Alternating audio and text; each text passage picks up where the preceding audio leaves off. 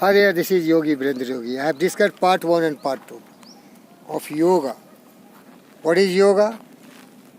What are the way we have to behave with the society and to self, yama and niyama? And I have also covered how to make our body very strong by postures and regulating our breath. That is conscious breathing, what we call asana and pranayama. Beloved friends, in the third part, we will be dealing exactly how to really make our mind very stable. Patanjali described yoga chittavritti nirodha.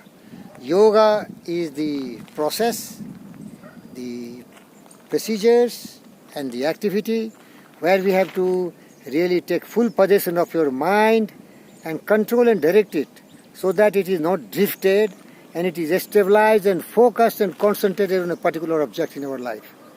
Because that is the really secret of strength of the human being. Human beings have the accurate and intricate machine. Accurate and intricate machine that is in the form of mind.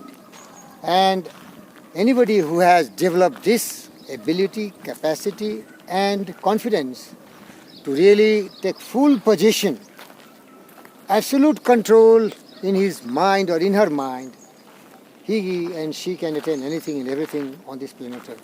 Einstein, Newton, Wright brothers, Henry Ford, Edison, anybody who has become so great and so rich and famous, all these great people, they were mighty warriors in conquering their mind power. Now, how to control mind? Mind is very drifting. It cannot be controlled very easily. But where there is will, there is way. That's why it has been taught in Patanjali Yoga Sutra, Pratyahara, Dharana, Dhyana and Samadhi.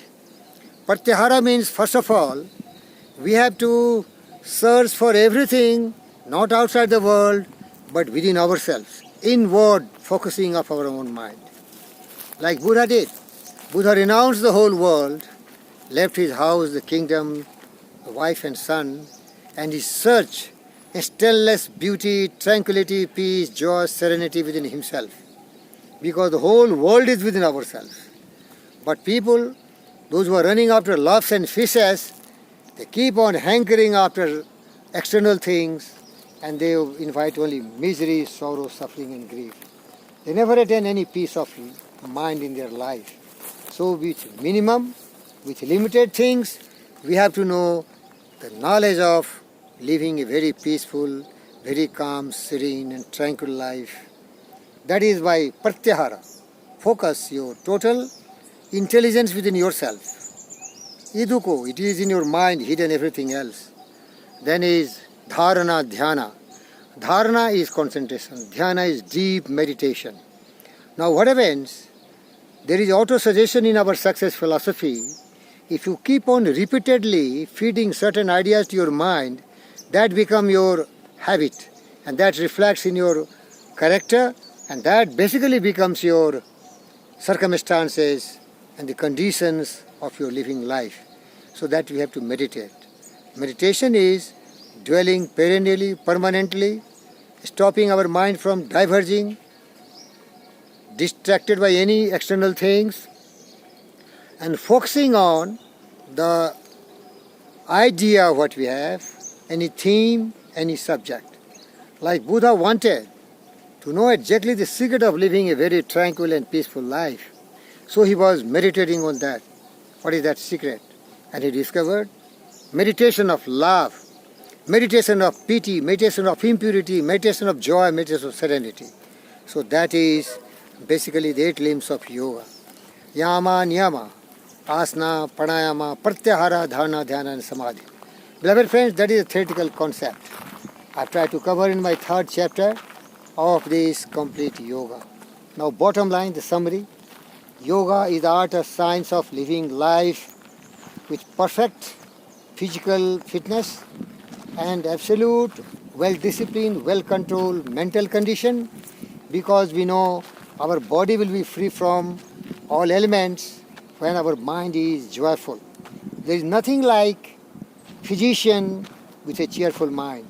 The mind can be only cheerful once we know the truth, what Buddha did. Truth is contentment. All I have covered, yama, niyama. So if we are not creating any problem, we are absolutely adhering to the rules, regulations of the nature, we are living close to nature, and we are never hurting, harming, creating any nuisance for anybody else, we will have no disturbance. But these are very difficult. We have to meditate, we have to contemplate, we have to seek, strive, and try to find the stability in our life. So bottom line, yoga is panacea for all ills. It makes our body very strong by asana and pranama. It makes our mind within our control by pratyahara, dharana and dhyana. And once we have developed this ability, then we can really connect our individual consciousness with the supreme consciousness. That is the nature. I'm a Darwin student. The infinite intelligence is there, which is governing everything, which is controlling everything. So that is the source from which everything emerges. So we have to connect ourselves with that. That is called samadhi. That is called merging the individual consciousness with the supreme consciousness. And the theme of yoga is, I will tell you in 3 sloka. Om Bhur Bhuvatsva Tat Savituru Varanyam Bhargo Devasya Dhimahi Dhiyo Yo Na Prachodaya. The meaning is, we meditate upon the adorable effulgence of the resplendent wheat-fire Savita. May he stimulate our intelligence. Yoga teaches us how we can stimulate our intelligence. Means yoga teaches us how to think, how to meditate, and how to control our mind, which has a natural tendency to drift or to diverge, a scattering of thoughts.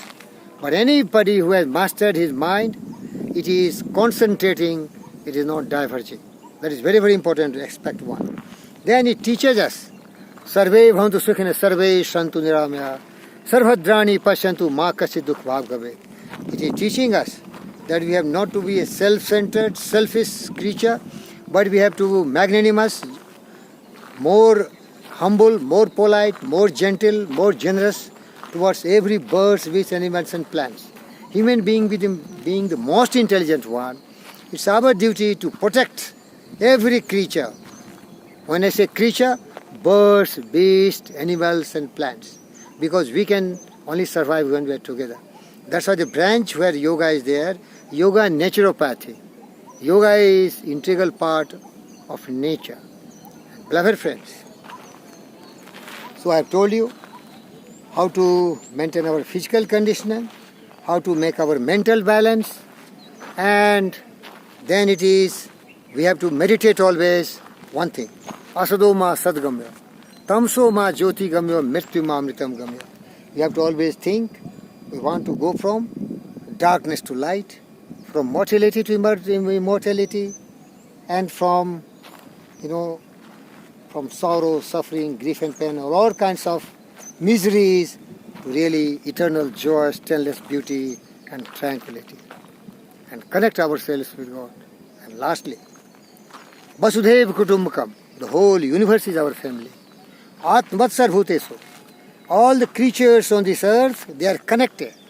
We have not to kill anyone. We have not to hurt and harm anyone. Because the universal law, which is the natural law of the nature, cause and effect, always works. Law of compensation always works. Sowing and reaping always works. So if we are really hurting, harming, injuring the sentiments of anybody else, that will boomerang and we will suffer. Be truthful. Be loyal to yourself. Be disciplined. And remember, your self-control is your strength. The mastery of the purity of thoughts is your really power. And calmness of mind is really your secret of living a very happy, joyful, peaceful life. Physically, mentally, spiritually, emotionally. Victory to you. All the happiness to you.